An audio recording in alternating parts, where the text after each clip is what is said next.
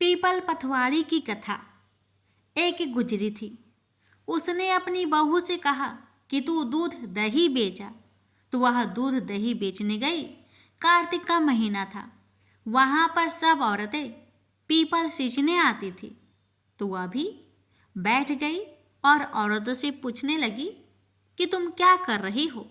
तो औरतें बोली कि हम तो पीपल की पथवारी सींच रहे हैं।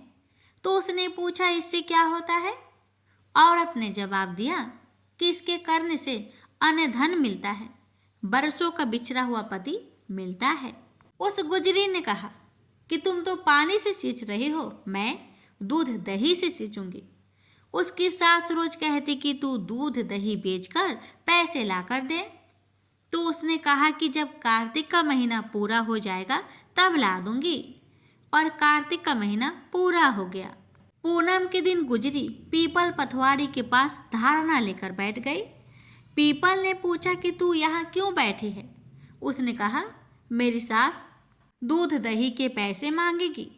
तो पीपल ने कहा मेरे पास पैसे नहीं है, यह पत्थर टंडे पान पत्ते पड़े हैं, वह ले जा और गुल्लक में रख देना। जब सास ने पूछा पैसे लाई, तो गुजरी ने कहा मैंने पैसे गुल्लक में रखे हैं। तब सास ने गुल्लक खोलकर देखी तो सास देखती रह गई कि उसमें हीरे मोती जगमगा रहे हैं। पत्थर टंडे और पत्तों का धन हो गया है। सास बोली कि बहू इतना पैसा कहाँ से ले आई। तो बहू ने आकर देखा तो बहुत धन पड़ा है। तब गुजरी ने कहा सासू जी, मैंने तो 1 महीना दूध दही से पीपल की पथवारी में सींचा था और मैंने उससे धन मांगा था तो उसने मुझे पत्थर टांडे पत्ते दिए थे जो मैंने गुल्लक में रख दिए थे और वह हीरे मोती हो गए। तब सासू जी ने कहा कि अब की बार मैं भी पथवारी सींचूंगी।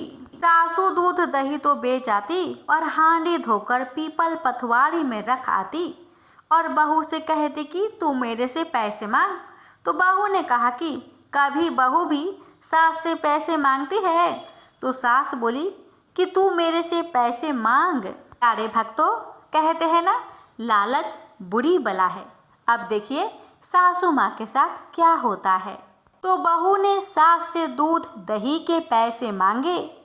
तो सासू जी पीपल पथवारी पर जाकर धारणा लेकर बैठ गई। तो डंडे पत्ते पान भाटे उसे भी मिले और कहा कि गुल्लक में जाकर रख दे। फिर बहू ने खोलकर देखा तो उसमें कीड़े मकोड़े चल रहे थे। गुजरी ने सास से कहा यह क्या है। तो सास देखकर बोली कि पीपल पथवारी ने तेरे को तो अन्न धन दिया और मुझे कीड़े मकोड़े दिए। अब सभी लोग बोले कि बहू तो सत से पीपल पथवारी को सींचती थी और सासू तो धन की भूख से सींचती थी। इसलिए हे पथवारी माता, जैसे बहू को दिया वैसे सबको देना और जैसा सासू जी को दिया वैसा किसी को मत देना। प्रेम से बोलिए पथवारी माता की जय।